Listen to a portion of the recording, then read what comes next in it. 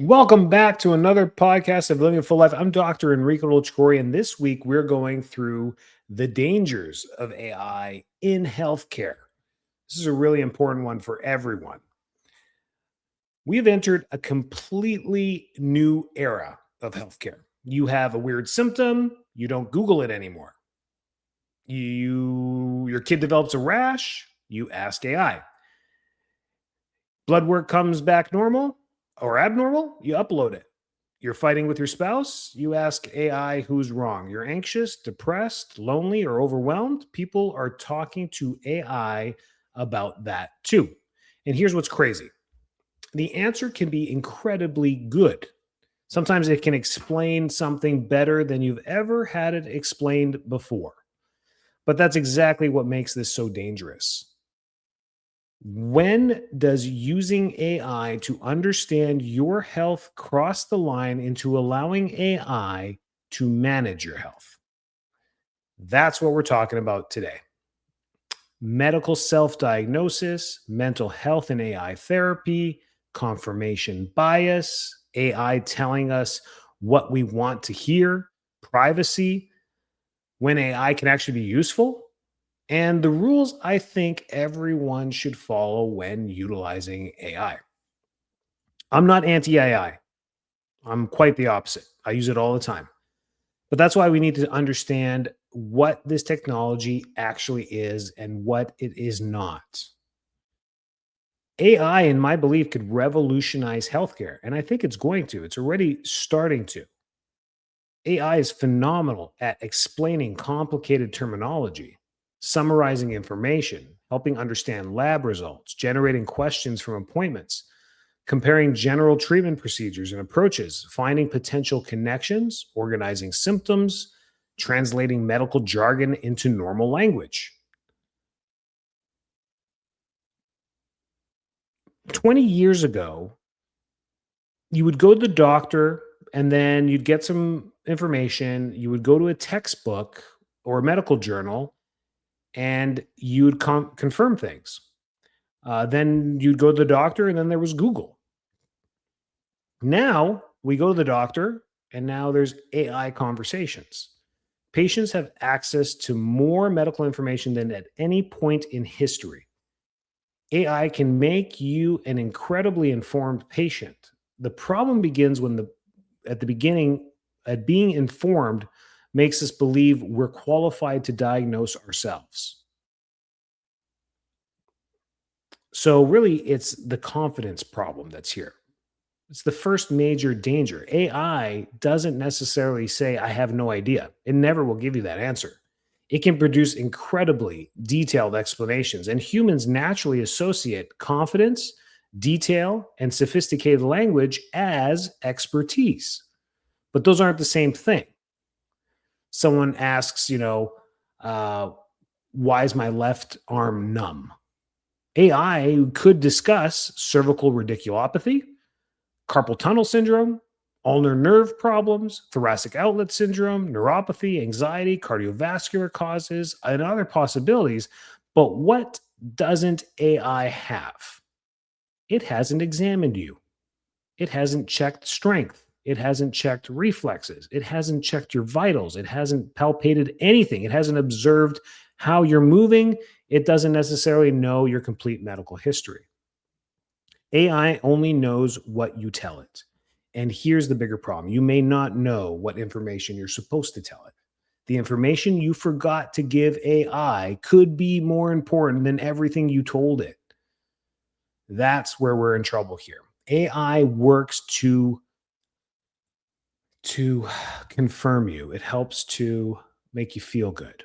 And that's why we continue to use it. Because as human psychology goes, when you're hanging out with a group of people, let's say 3 or 4 people, and you bring up your thoughts and your ideas, and people confirm with you, you feel heard and you tend to draw to those people. For the people that disagree with you, you tend to pull away. And those people that continue to disagree with you, you end up saying, I don't want to talk to you anymore. You just don't like them. It's human psychology. So AI knows this and is prompted to do this to make sure that it compels with you so that you like it and you keep using it. Imagine if it argued with you all the time. No one would use AI, but it does. And this is where we can get caught into the self diagnosis loop when we're in talking about healthcare. It's easy to accidentally manipulate AI conversation. Like imagine you're tired or exhausted and you Google around and decide, I think I have low thyroid, self diagnosed. So you go to AI and you say, can low thyroid cause fatigue? Because you're looking for confirmation. Guess what it says? Yes. And it gives you two paragraphs on how low thyroid could cause fatigue. Then you're like, well, hang on a second. Can it cause weight gain? Yes. And it gives you two paragraphs on how low thyroid function can cause weight gain. Can it make concentration difficult? So now you're just listing your symptoms one by one, and it says yes, but when you fed it low thyroid at the beginning, your assumption. And suddenly you have thyroid disease, except you don't necessarily. So that's confirmation bias. We're naturally drawn toward information that confirms what we already believe. That's our friends, our echo chambers. We love those groups and those places. We want people to confirm what we believe. It's just human psychology. If you're religious and you believe in God and people keep antagonizing you and saying there isn't, you tend to not hang out with those people. You tend to hang out with people that agree on what you believe, and vice versa. So we're naturally drawn toward information that confirms what we believe. And AI can amplify that because we control the questions. Dr. Google versus AI. Google gives you 20 websites and conflicting opinions when you search it, or at least it used to before Gemini gave you the AI response at the top. So you would sift through the first 10 or 20 website hits and you would hit them and you'd read a little bit and you'd bounce from website to website or from article to article or from blog to blog. AI, on the other hand, gives you one beautifully organized explanation. No bouncing around needed. That feels much more authoritative. AI doesn't just give you information. It can build a compelling story around the information we give it. And compelling doesn't necessarily mean correct, and it hasn't. So in my office, I'm seeing it, and that's why I'm doing this as a PSA for our communities. Parents are coming in, and people are coming in saying they've always said Dr. Google. Well, Dr. Google said this, and we used to joke about it for the last 10 years, 15 years, and now they're like ChatGPT says, and I'm like, okay, what does it say? And we go through it, and unfortunately, it's been blindingly incorrect a few times recently, where I'm like, whoa, whoa, whoa, how'd you get that? Why do you think you have that? Like, well, I put in all this and then it told me this. So I want to get these blood tests done and I need a contrast CT with barium on my abdomen. They're telling me. I'm like, this, I don't think at all. I think you have viral overload. I think this is a virus. And like, what? Hang on a second. With all these symptoms, I'm like, yeah, I think this is viral. And they're like, wait a minute. Does anyone else in the house have this? Yeah.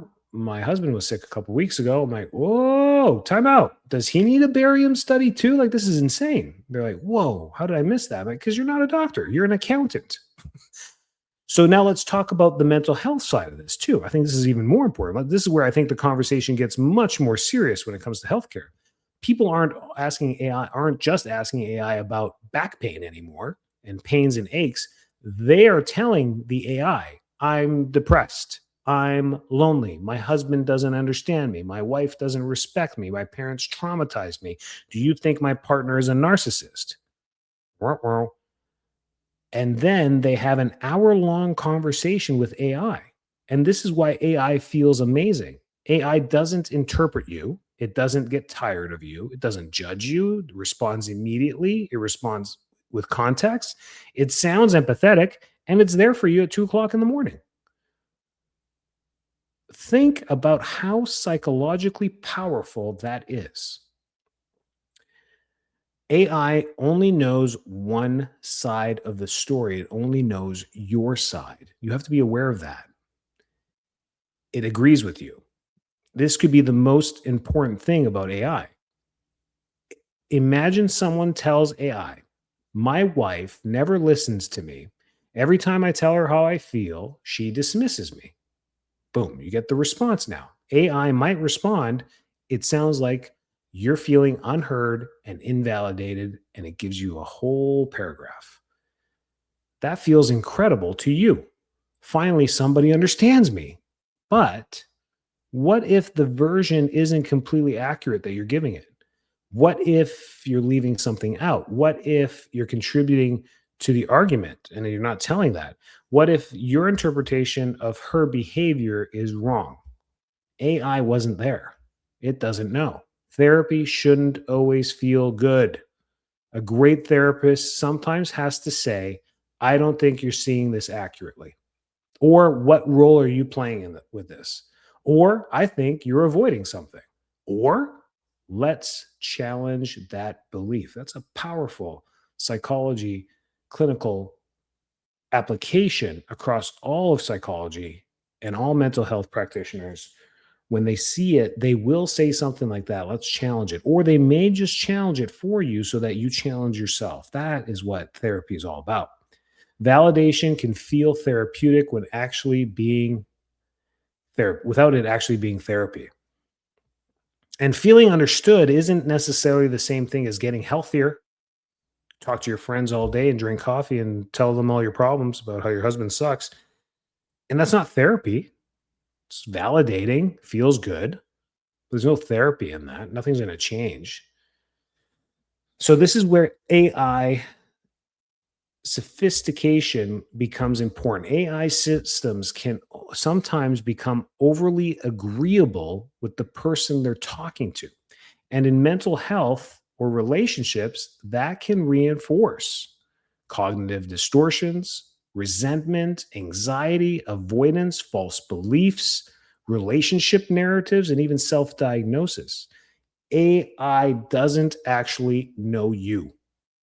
AI doesn't know you. It only knows what you told it. After hundreds of conversations, AI can start to feel like it knows you. It remembers your goals, your problems, your relationships, your preferences, your history, and it can respond based on everything you told me. I believe it just did it for me. I just put in something for our next summer's vacation. And I was like, what do you think would be better? It's like, based on what you've told me about your wife and your three children who are aged blah, blah, blah, and your recent experience in Europe and how well it went, I think an Alaskan cruise or a cruise, some type of cruise jumping from these points might be your next best adventure. I'm like, gee whiz, what is going on? It felt good. We are now booked for an Alaskan cruise next summer. But that's because of AI. I mean, I'm being honest with you. I'm sharing my life with you. Like, you went in there, I'm like, this sounds good. Then I went and did my own research, so I feel better about myself. But ChatGPT guided this one, and we are now booked for an Alaskan cruise next summer. Anyways, it's convincing based on everything you told me, and it literally started like that. Based on everything you told me, like 4 paragraphs, and then everything about the 2 cruise lines it recommended. It's incredibly convincing. But AI knows the version of you that you're communicating to it. A human therapist might notice other things. Your tone changed. You avoided eye contact when you tried to describe something. You became defensive at a certain point in the conversation. You contradicted yourself. Your spouse remembers the event completely differently than how you did. Your behavior doesn't match your explanation. Healthcare professional can physically examine you in the moment. AI can't replicate any of that through a chat window on your screen or on your phone. AI can know everything you've told it about yourself while still missing something fundamental about you. So, as we talk about this with healthcare and mental health, I need to put this little section in here because we're talking about this. We have to have a very clear boundary here. AI should never become someone's only lifeline during a serious mental health crisis. There are situations requiring human judgment, intervention, and accountability. Please make the distinction between talking to AI about why I'm feeling anxious before a presentation or a speech versus I am in immediate danger. I am suicidal. The higher the stakes, the less comfortable we should be outsourcing the decision to AI. That applies to mental health, chest pain, neurological symptoms, serious medication questions, our children, emergencies, major diagnoses. Please, the more serious it is, the more serious you should take this. I'm worried about the psychological aspects of how easy this access to AI is because our children are now going and people are now building full on relationships with AI because it complies, because it agrees, because it makes you feel heard. People are having legitimate conversations with AI. Some people are falling in love with their AI, and there's now applications creating avatars who are AI and can become your new buddy through chat. And you can have full chat. You can chat for hours with them, and they'll chat back in a conversation, pretending to be the avatar that you create them to be. This is dangerous because it replaces psychology. It makes us believe we're talking to someone or something. And that's the issue there. This is a completely different podcast for another time, but this is the dangers that, AI is, and all the tech people are getting together talking about this, and psychologists from around the world are like, listen, we got to set the boundaries here on how far this goes. We got robots, we got all this stuff. I mean, this stuff's happening as we speak right now in 2026. It's all out there. You can do this. You can have your next best friend can be Cooper the AI guy, whatever you want. And it's one of the theories of right now why Gen Z is having trouble in relationships, trouble finding love, trouble getting married, trouble in the relationship world. The younger ones, because they have all this access to information. And of course, AI is going to give answers of why no one is suitable and what your expectations should be of someone. They're unrealistic. You got to be 6'4", make $2 million a year, be super fit, live in Malibu Hills. It's unrealistic. And then when everyone's chasing that one avatar, then no one wants to date the other real people. And that's one of the issues that's out there right now. Different episode. We also have a privacy problem with AI that I should bring up. This is what nobody thinks about. People are putting incredibly sensitive information into AI systems. They upload their blood work, their medical records, their psychological evaluations, their medication lists, their relationship conversations. People are screenshotting their conversations with their spouse or their partner and uploading those exact screenshots into here. They're asking sexual health questions, family problems, and they're putting their children's health information into the ethers. People need to understand what platform they're using and what its privacy policies are and controls actually are. And most of you, 999 out of 1,000 people, do not know what those are. And before uploading something deeply personal, ask yourself whether you understand where that information is going, because the answer should be, I have no clue where this is going. And you don't. You don't know where it's going. Here's another thing to think about as a parent, putting your children's information into this, where if they're, my daughter's 12, 10, 7, in 10 years, they're gonna be 22, 20, and 17. And if I start doing this stupid stuff now, uploading all their information, how does this come back to haunt them 10 years from now when they're starting their lives as an adult? And all of a sudden there's like, hey, listen, we know that you have these issues medically, mentally, whatever. We can't hire you, or we can't accept you to this university, or the police reviews, criminal checks. Like, they're going to do their own research and be like, where did you get this information from? My dad, my girls will kill me. They will literally gang up on me, all three of them, and murder me. So I don't know about you if you're worried about getting murdered, but I am. And that is what we need to think about. Like, what are you doing to your kids? You can be stupid with your information. You can do whatever you want. I keep getting hacked. My credit cards keep getting stolen. I've been identity theft. I mean, it all happens because I think I'm doing the right things with passwords, but people get your information. But don't screw up your kids' lives. I joke about this in my workshops and my health talks all the time. Like, listen, you're an adult. You screwed up your life. You are where you are. You're dealing with your aches and pains. Deal with it. Let's do it. But don't screw up your kids' lives. Right? And I've said that, and that's a hill I'm going to die on. So don't try and negotiate with me on that. So think about that with this information. Be careful the actual stuff you upload. Typing something in off the top of your head, fine. It's a thought. It's fine. It's a sentence. But uploading the blood work and doing this stuff, be careful. So, should you stop using AI?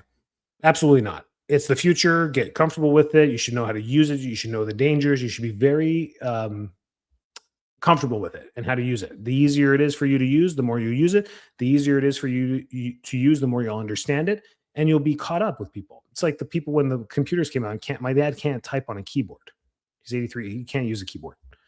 Right? That's tough to live in today's world and not be able to type. Right? So I'm all about that. I'm like, yes, absolutely understand. Use AI to prepare and not to replace. Instead of asking, what's wrong with me? That's too broad of a question. Ask, what are possible explanations for these symptoms? I'm going to ask that question, what's wrong with me, to my chat GPT. It's going to be hilarious. I want to see what it says. But for fun, you can do it. But I wouldn't read the answer and take it as fact. Just use it to prepare or information. Don't ask, do I have thyroid disease? Ask, what information would a healthcare professional use to differentiate thyroid disease from other causes of these symptoms that I am experiencing? A, B, C, D. Instead of saying, my husband is a narcissist, what should I do? You should put in, challenge my interpretation of this situation. What might I be missing? It's clinical. And what treatment should I do? That's not a good prompt. Explain the potential benefits, risks, limitations, and alternatives so I can discuss them with my healthcare professional. Now you're prepared. You bring that with you to your appointment and you have this type of a conversation with your doctor. Not only is it going to be a more valued conversation, not only is your doctor going to give you better answers, your doctor is going to feel appreciated that you brought that information there. And you're not going to your doctor to make them feel appreciated. They're there for you to serve you and do the best that they can for your health. But you don't have to impress your doctor. But boy, what a healthy conversation that could be with your provider. So, the most powerful AI prompt for your health that you can use is, once you do your research and you're getting the prompts, is finish with this one. Challenge your previous answer. What assumptions are we making? What evidence would suggest we're wrong? What alternative explanation should I consider? And what information are we missing? Now you're using AI to its full potential. It's like, oh, you don't want me to please you and confirm with you? Oh, here's where we could be going wrong. Boy, is that response going to be thick. That forces the conversation away from confirmation and towards critical thinking. This is why I'm excited about AI. I think critical thinking has been lost in the information disinformation era, which has been the last 15 years since the rise of the internet and people getting information. 2000 to 2010 was like information overload. People were digesting this, drinking from a fire hose. They loved it. I loved it. I grew up in that time. I went to college during that time. It was wonderful. Tons of information at your fingertips. Then 2010 through 2020 was just like, there's so much disinformation. They're like, I don't want to go through all this information anymore. It's overwhelming. And now AI is coming to the rescue saying, hey, so we lost critical thinking. And if we use AI properly, we can bring back critical thinking. This is exciting. To finish all of your prompts at the very end and be like, why? What could go wrong? What else should I think about? What are other things that I could do aside from this Alaskan cruise with my children that will bring even better memories to our family for the rest of our lives? That's cool. Now we're going to get some cool stuff from that, right? And that's just a vacation type thing. We're talking about healthcare today. Don't use AI to prove yourself right. Boy, it feels good. Why are you doing that? Use it to discover where you might be wrong. So these are my 5 rules when I use AI. Rule number 1, use AI for education, not diagnosis. Rule number 2, never make a major medical decision because of one AI conversation. Rule number 3, ask AI to challenge your assumptions, not just validate them. Rule number 4, don't allow AI to replace human relationships or qualified mental health care. And rule number 5, the higher the stakes, the more human expertise matters. I run from AI, the higher the stakes. The higher the risks is where I'm now seeking people and help and professionals, and we all should. We are all entering an incredible period in human history. Please just embrace it. Be like, hey man, I was alive during this time. Information is becoming almost free. AI can explain something in 30 seconds that may have taken you hours to research 10 years ago. It's extraordinary. But there's something AI doesn't automatically give us, and it's judgment. And I don't know if it's ever going to. Knowing what's relevant, knowing what's missing, knowing when information is wrong, knowing when our own bias is influencing the answer, and knowing when it's time to stop typing and talk to another human being. I don't think AI is ever going to be able to do that. It's not going to be able to pick what's missing because it won't see what's missing because you didn't prompt it to look for what's missing. And even if it does start to search what's missing, it may still miss what's truly missing. It's like this room of mirrors, right? It's just gonna miss. AI should make you a more informed patient, not convince you that you no longer need healthcare professionals, because that's what rubbed me the wrong way with and doing this podcast. Is a few of the patients coming in are like, no, I think it's this. I think they're wrong. I think I have this. And for a few of them, I'm like, maybe it could be right. I think you should explore that more. Let's get you to your primary care physician. Let's get you referred for that. But this last one with the virus, I was like, whoa, well, it's pretty obvious for me. Not that I'm the smartest person in the room, but it was obvious for me. And I was like, you completely missed it because of AI, because you're putting in the symptoms. It led you down the wrong road. And this is her and her kids, right? So use AI, learn from it, ask it questions, challenge it, let it help you understand complicated things, but don't surrender your judgment to it, because information and wisdom aren't the same thing. And living a full life is ultimately about learning the difference. Cool, right? This one should make you think, and I hope it did. If this episode made you think differently about how you're using AI, send it to someone who's currently using ChatGPT for their health, their relationships, or their mental health. And subscribe to Living a Full Life, because we're going to continue having conversations about what actually helps us live healthier, stronger, and more connected lives. We're here for you, and I'm here for you. Stay well, stay healthy, and catch you next week.